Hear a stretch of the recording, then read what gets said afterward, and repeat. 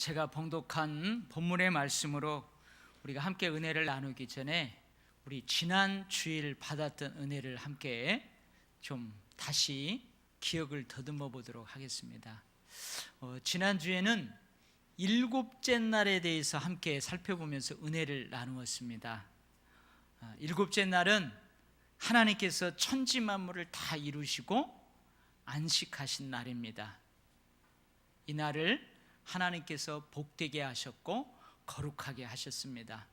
이 일곱째 날과 관련된 하나님의 주신 명령, 계명이 있어요. 10계명 중에서 몇 번째 계명이죠? 몇 번째 계명이죠? 몇 번째요? 이거 손가락 펴졌잖아요. 네 번째 계명, 안식일을 기억하여 거룩하게 지키라. 그럼 안식일을 거룩하게 지키는 것은 어떻게 지키는 거라고 그랬어요? 첫 번째, 안식을 잘하는 것이라고 그랬어요. 안식을 잘하는 것은 그냥 일을 다 안 하고 쉬는 것만이 안식이 아니라고 그랬어요. 모든 일을 내려놓고 쉬는 그 시간에 성회로 모여서 하나님 앞에 예배하며 그 예배한 가운데 주시는 새로운 은혜와 힘을 공급받는, 그래서 제가 이 안식을 뭘로 설명해 드렸죠? 면도기, 충전기 안에 푹 안겨있는 면도기. 그래서 우리가 일을 마치고 일을 안 하는 것 중요하지만 하나님의 품에 꽉 안겨서 새로운 힘을 공급받는 것, 이거 안식이에요. 이 안식을 잘 해야 된다고 그랬어요. 그리고 또 한 가지는 다른 날하고는 다르게 이 날을 사는 거예요. 다른 날은 일용할 양식을 걷기 위해서, 돈 벌기 위해서 땀 흘리는 행복이 있었어요. 돈 버는 기쁨이 있었어요. 근데 이 날은 그 모든 것 내려놓고 그것들을 주신 하나님께 드리는 행복, 그러한 날이라고 했습니다. 온 우주 만물을 창조하신 하나님을 기억하고 죄로 인하여 죽을 수밖에 없는 나를 구원하신 그 구원하신 하나님을 기억하면서 우리가 이 날을 살아야, 그것이 안식일을 거룩히 지킨다는 것이었어요. 그 다음에 마지막으로 우리가 뭘 살펴봤죠? 아니, 왜 유대인들처럼 토요일을 안식일로 지키지 않고 우리 기독교인들은 일요일, 주일을 안식일처럼 함께 성회로 모여서 지키는가? 그 근거는 뭐라고 그랬어요? 말씀이 육신이 되어 우리 가운데 오신 예수 그리스도다. 나는 안식일의 주인이다 라고 말씀하신 주님께서 부활하신 날이기 때문에 이 날에 함께 모여 안식일처럼 우리 그리스도인들은 지키고 있다. 근데 날은 틀려도 안식일의 정신은 똑같다고 그랬어요. 오늘 주일 우리는 다른 날하고는 다르게 모든 일을 내려놓고 하나님만 바라면서 함께 지금 모였습니다. 하나님께서 이렇게 감사함과 기쁨으로 주일 예배를 드리는 우리를 보시고 기뻐하실 줄 믿습니다. 예비된 새로운 은혜와 새로운 능력을 주실 줄 믿습니다. 오늘은 하나님께서 지으신 사람을 위해 하나님께서 창설하신 에덴 동산을 통해서 함께 은혜를 나누고자 합니다. 근데 이 사람을 비롯하여 6째 날 동안 하나님의 창조의 역사가 이미 어디에 기록되어 있어요? 창세기 1장에 기록되어 있어요. 근데 오늘 제가 봉독해드린 본문에서는 1장하고는 좀 다르게 땅과 하늘을 만드시던 날, 그리고 사람을 창조하는 과정을 다시 기록하고 있어요. 그리고 그 기록은 1장에 기록하고 있는 내용하고 조금 다릅니다. 그죠? 여러분, 이것을 어떻게 이해해야 할까요? 이렇게 이해하시면 돼요. 오늘 본문은 1장에서 기록하고 있는 어느 한 부분을 클로즈업 시키고 있다고 이해하시면 돼요. 여러분, 클로즈업이 뭔 줄 알아요? 텔레비전을 딱 보다 보면은 그 카메라가 멀리 이렇게 비춰요. 전체적으로 비추다가 갑자기 어느 한 사람에게 포커스를 맞추고 그 사람을 쫙 당겨요. 그럼 멀리 있을 때는 잘 모르는데 가까이 그 사람을 화면에 비추면은 그 사람 점이 몇 개인가도 다 나와요. 이게 클로즈업이에요. 그래서 오늘 본문은 좀 더 가까이에서 상세하게 세부적으로 기록하고 있다, 이렇게 이해하시면 됩니다. 자, 그럼 먼저 하나님의 사람 창조에 대해서 좀 더 세부적으로 기록하고 있는데 그걸 먼저 살펴보도록 하겠어요. 자, 1장에서는 하나님께서 사람을 창조하셨는데 뭘 따라서? 하나님의 형상을 따라서 사람을 창조하셨다는 것을 우리가 알았어요. 근데 오늘 본문에서는 뭘 알 수 있냐면 하나님의 형상을 따라 지음받은 그 사람의 구성 요소가 뭔가, 그것을 알 수 있어요. 오늘 7절 말씀입니다. 여호와 하나님이 땅의 흙으로 사람을 지으시고 생기를 그 코에 불어넣으셨으니 사람이 생명이 되니라. 이 사람이 생명이 되었다는 말은 살아 움직이기 시작했다는 말이에요. 살아 움직이기 시작했단 말이에요. 자, 오늘 말씀을 통해서 이 사람의, 우리의 몸의 구성 요소를 알 수 있어요. 물질적인 요소인 몸, 우리 육체가 있어요. 그리고 비물질적인 요소인 영, 또는 어떤 사람은 혼이라고도 하고 성경에서는 영혼이라고도 해요. 이게 몸, 육체와 영혼, 이렇게 구성되어 있단 말이에요. 자, 물질적인 요소인 우리의 몸, 육체는 하나님이 뭘로 만드셨대요? 땅의 흙으로 빚어 만드셨대요. 그러니까 우리 몸에서 영혼이 있기 전에는 우리 몸은 다 흙이에요, 흙. 믿습니까? 잘 못 믿죠? 여러분, 목욕할 때 때타올로 몸 이렇게 문지르면 흙이 부석부석 떨어지죠. 비물질적인 요소인 영혼은 하나님으로부터 왔어요. 하나님께서 그 사람의 코에 생기를 불어넣으셨어요. 생명의 기원, 하나님의 입김, 이 생기가 바로 영혼입니다. 영혼. 근데 이 사람의 구성 요소인 몸, 즉 육체와 영혼은 서로 구분되어 있지만 완전히 결합되어 있어요. 완전히 결합되어 있어요. 무엇을 통해서만 이것이 나누어져요? 오직 죽음을 통해서만 이게 나누어질 수 있습니다. 사람의 영과 육은 서로 하나를 이루고 있는 통일체예요. 여러분, 이것을 잘 기억해야 합니다. 사람이 죽으면 우리의 육체는 어디로 가요? 다시 땅의 흙으로 돌아갑니다. 믿습니까? 잘 못 믿는 사람이 있어요. 나는 내 눈으로 봐야만 되겠다. 근데 저는 눈으로 봤어요. 작년에 저희 선조들 묘소를 다 이장했거든요. 저희 아버지, 어머니, 할아버지, 할머니, 그리고 증조 부모님들, 고조 부모님들까지. 근데요, 이제 고조부는 오래됐죠. 몇 대니까. 땅을 파봤는데요, 뭐가 있을까요? 아무것도 없어요. 흙이 있어요. 흙이 있는데 옆에 흙 색깔만 조금 다르지 다 흙이에요. 이미 흙으로 돌아갔어요. 증조부도 마찬가지고. 근데 저희 아버님은 1995년에 돌아가셨거든요. 이장하려고 파봤더니 없어요. 흔적이 없어요. 다 흙으로 돌아갔어요.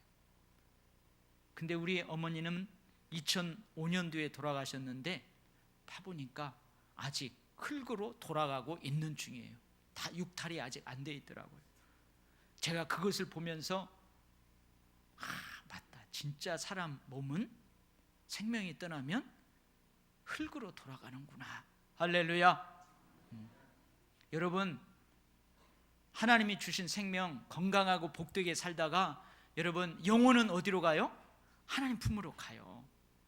그 영혼이 떠난 여러분의 육체는 어디로 가요? 흙으로 돌아가요.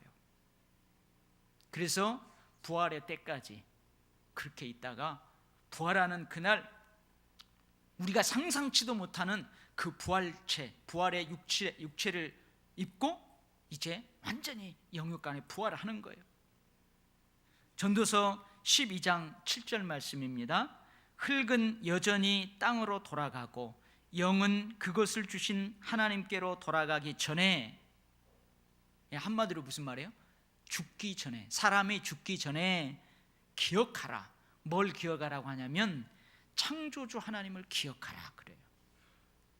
이 전도서는 누가 썼냐면 솔로몬이 썼어요.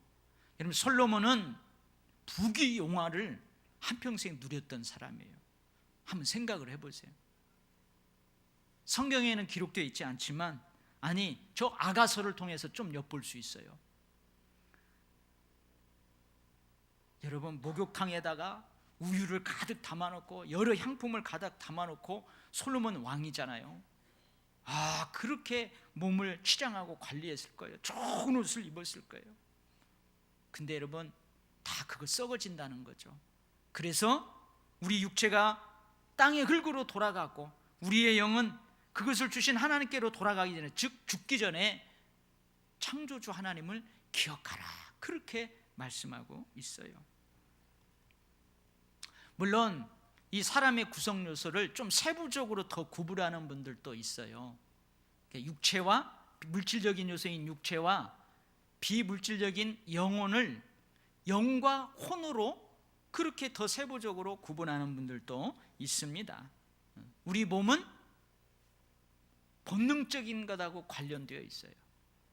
식욕, 성욕, 수면욕, 이것과 관련되어 있다는 거죠. 그리고 혼은, 이 사람들은 혼을 따로 나누는데 이건 정신적인 면하고 관련되어 있대요. 그리고 영은 하나님과 교통하는, 하나님만이 채울 수 있는 그러한 영역, 이렇게 나누기도 합니다.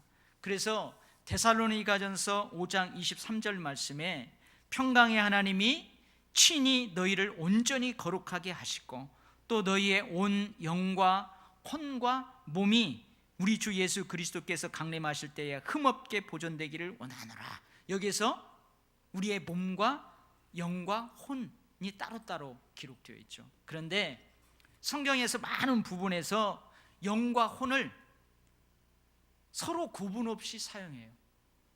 우리나라는 번역할 때 어떤 것은 영이라고, 어떤 건 혼이라고, 어떤 것은 영혼이라고, 어떤 건 정신이라고, 마음이라고, 똑같은 그 헬라어 단어도 그렇게 번역하는 경우가 많다, 이 말이에요. 그래서 영과 혼은 별개의 것이 아니고 한 존재에 대한 두 가지 명칭이다, 그렇게 이해하셔도 무방합니다. 근데 우리가 이 사람의 구성 요소를 이해할 때 좀 주의할 게 있어요. 그게 뭐냐면 좀 어려운 말인데요, 이원론적인 사고예요. 이원론적인 생각을 주의해야 합니다. 그럼 이원론적인 생각이 뭐냐? 우리의 몸은 어디서 왔다고요? 땅의 흙에서 왔어요.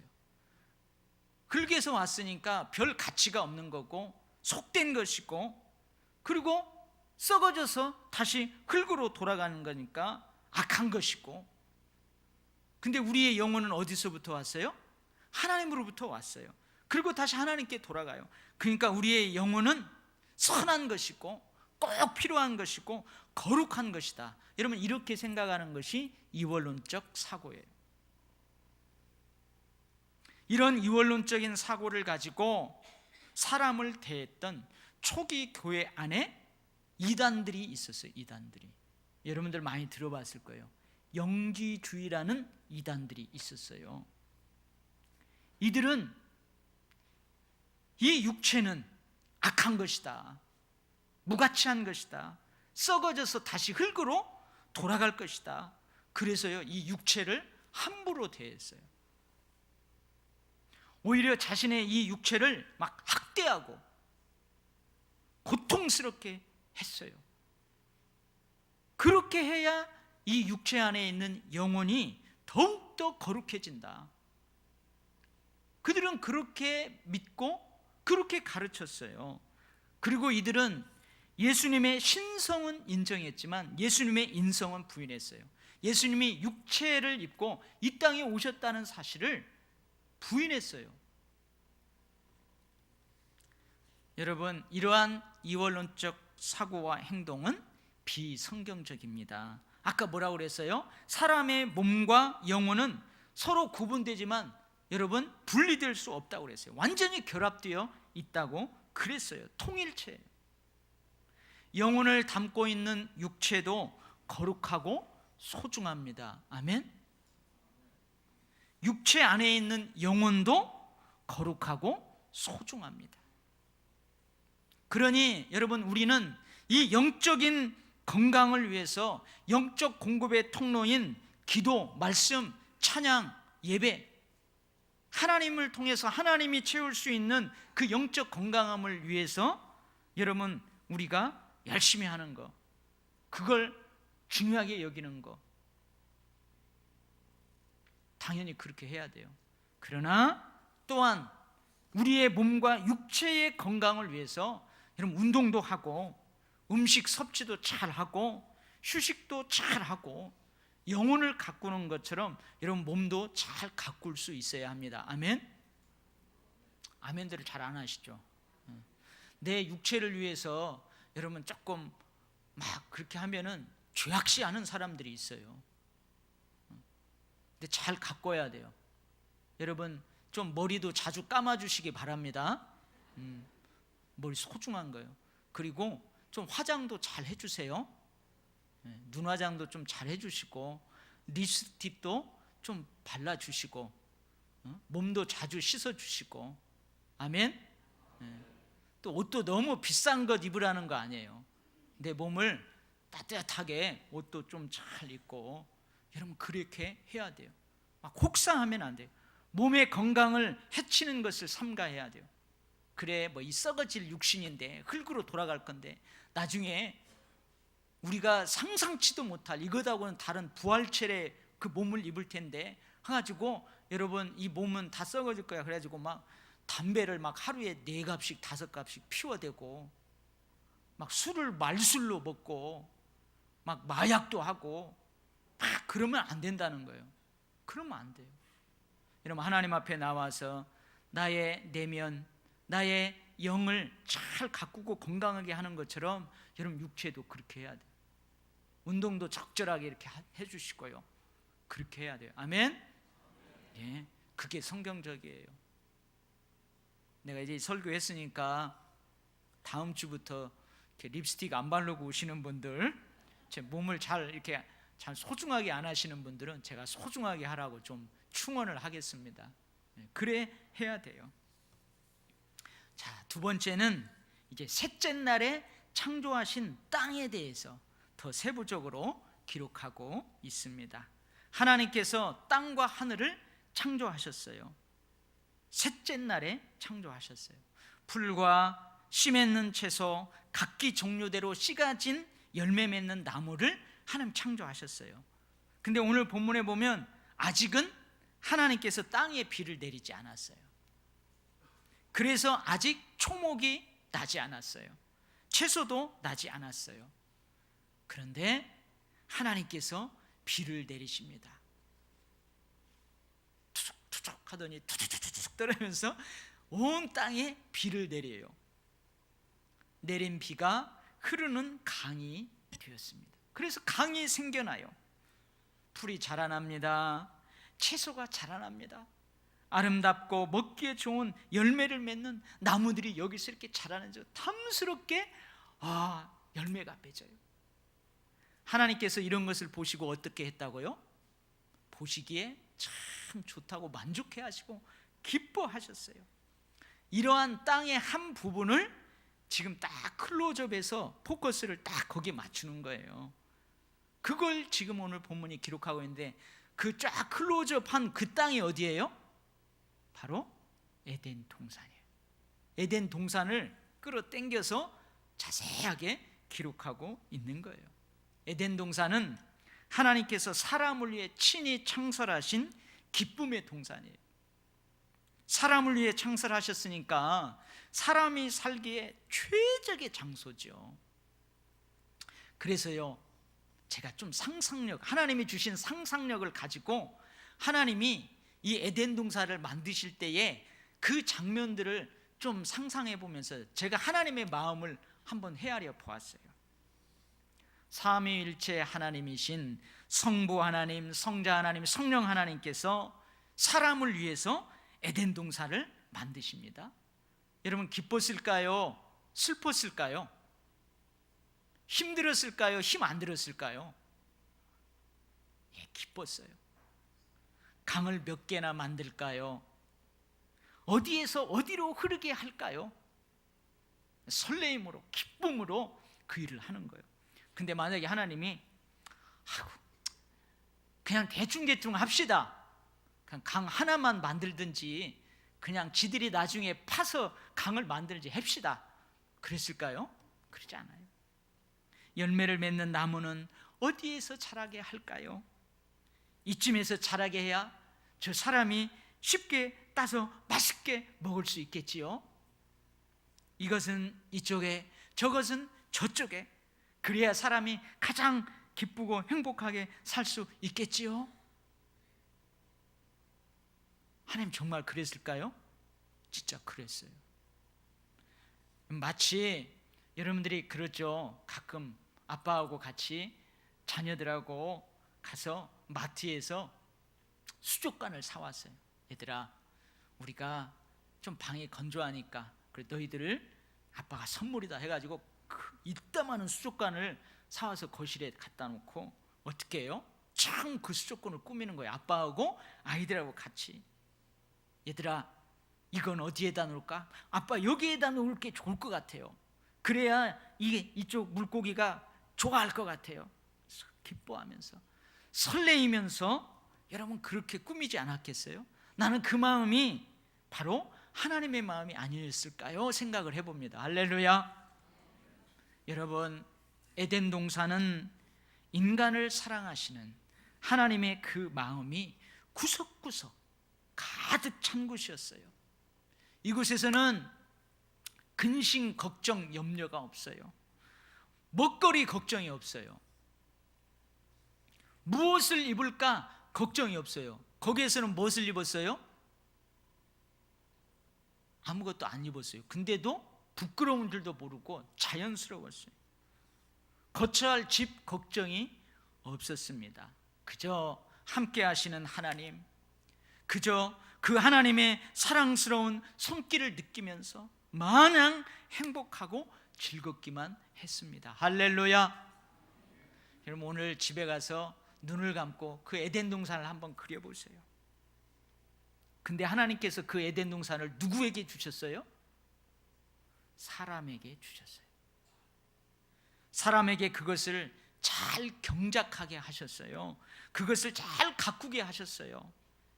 이러한 아름다움, 행복과 즐거움을 계속해서 잘 지키어 나가게 하셨어요. 이것이 바로 하나님께서 사람에게 주신 축복이자 사명입니다. 근데 여러분, 이미 다 읽으셨죠? 이미 다 읽으셨어요. 근데 이 창세기 2장 이후로를 여러분 내용을 모른다고 생각하고 한번 이런 질문을 한번 해보세요. 과연 에덴 동산에 거하는 이 사람은 하나님이 주신 이 사명을, 이 축복을 끝까지 잘 지킬 수 있을까요? 하나님이 보시기에 참으로 좋았다라는 그 상태대로 잘 관리하고 다스릴 수 있을까요? 설레임으로 인간을 위해 창설하여 그 인간에게 주신 그 하나님의 기대에 어긋나지 않게 그것을 잘 지킬 수 있을까요? 하나님의 설레임이 안타까움으로, 아픈 가슴으로 바뀌지 않도록 여러분 잘 관리할 수 있을까요? 예, 그렇게 할 수 있는 비결을 하나님이 말씀하십니다. 그 비결을 말씀하세요. 그것은 뭐냐? 창조주 하나님께서 피조물인 인간, 그러나 다른 피조물하고는 구별되게 하신 그 인간에게 주시는 최초의 명령에 있어요. 그 명령이 16절 17절 말씀입니다. 제가 봉독해 볼게요. 여호와 하나님이 그 사람에게 명하여 이르시되 각종 동산 각종 나무의 열매는 내가 임으로 먹되, 이 임으로 먹으라 그 말은 무엇이냐면 무엇이든지 마음대로 네가 먹고 싶은 대로 자유롭게 먹으라 그 말이에요. 그러나 선악을 알게 하는 나무의 열매 먹지 말라.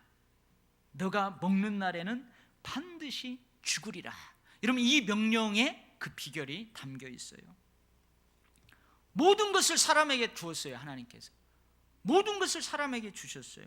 그러나 한 가지만은 절대로 하나님께서 허락하지 않으셨습니다. 주신 모든 것은 뭐하고 관련이 있냐면 생명하고 관련이 있어요.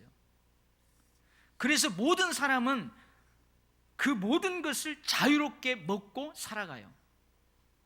그러나 단 한 가지만은 뭐하고 관련이 있어요? 단 한 가지만은 죽음하고 관련이 있습니다. 그래서 사람은 이것만은 먹을 자유가 없어요. 먹지 말아야 할 자유만 있어요. 그러니 여러분 가만히 생각해 보면 결국은 이 한 가지 또한 뭐하고 관련되어 있는 거예요? 생명하고 관련되어 있는 것입니다. 그렇다면 단 한 가지 이것, 죽음과 관련이 있는 선악을 알게 하는 나무의 열매, 이 금단의 열매는 어떤 의미가 있을까요? 무엇을 의미할까요? 여러분, 아까 제가 이야기했죠. 아빠하고 아이들이 그 수족관을 설레는 마음으로 잘 꾸몄어요.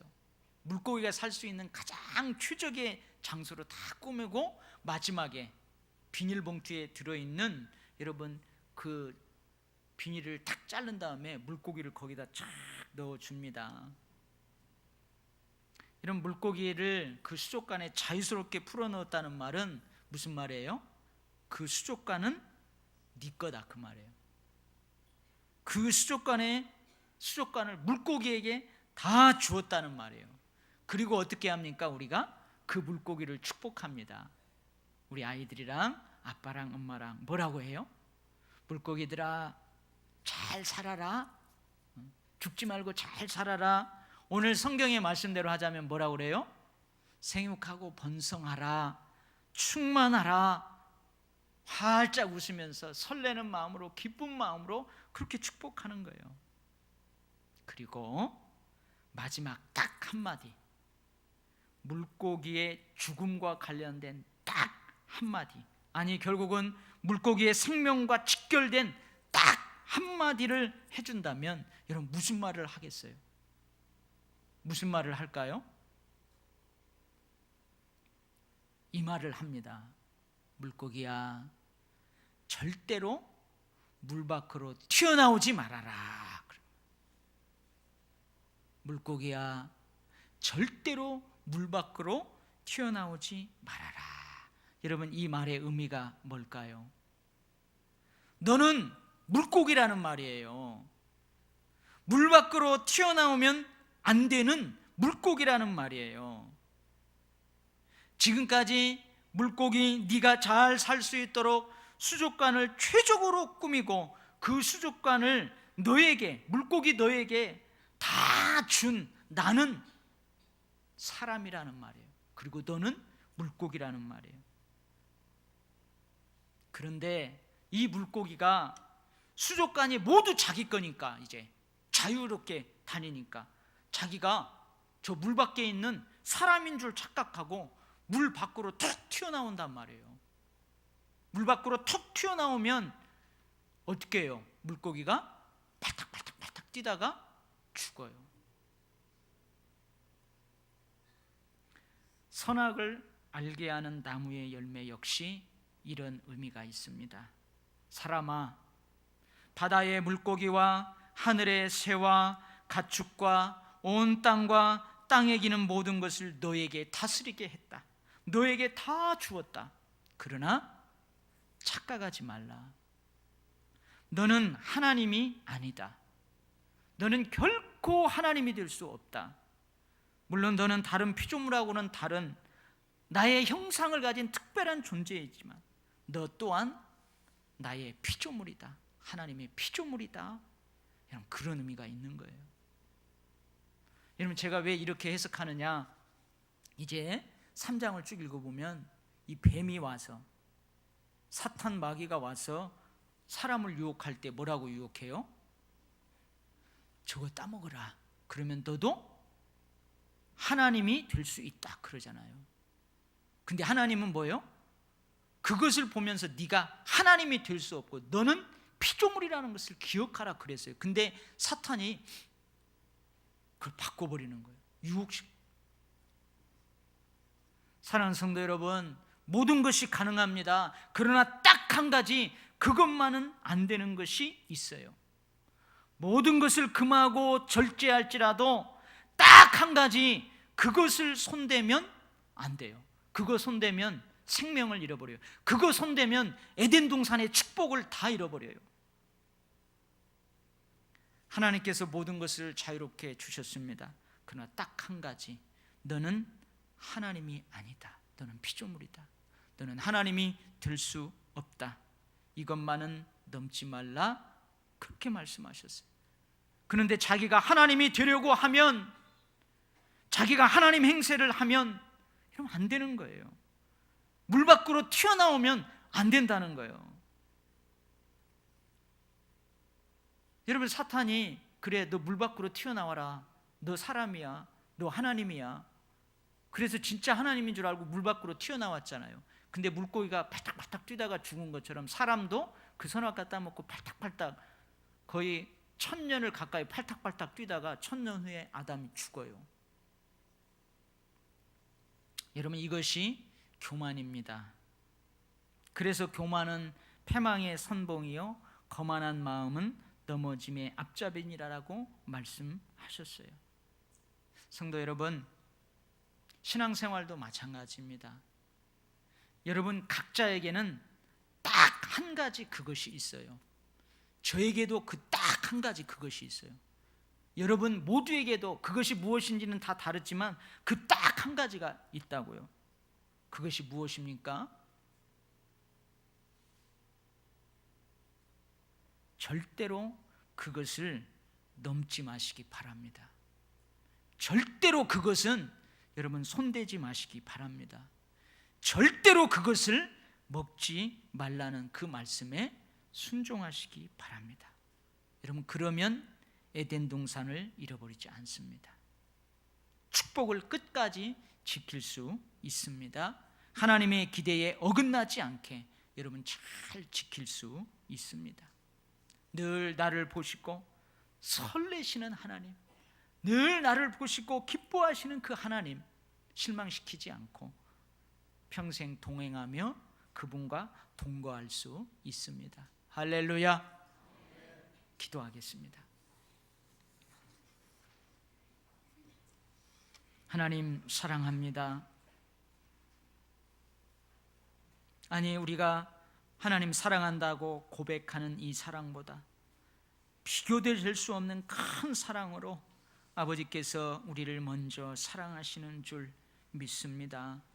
주님, 오늘도 7째 날을 기억하며 주님 품 안에서 안식하는 저희들, 이 말씀을 통하여 새로운 은혜와 축복을 주시니 감사합니다.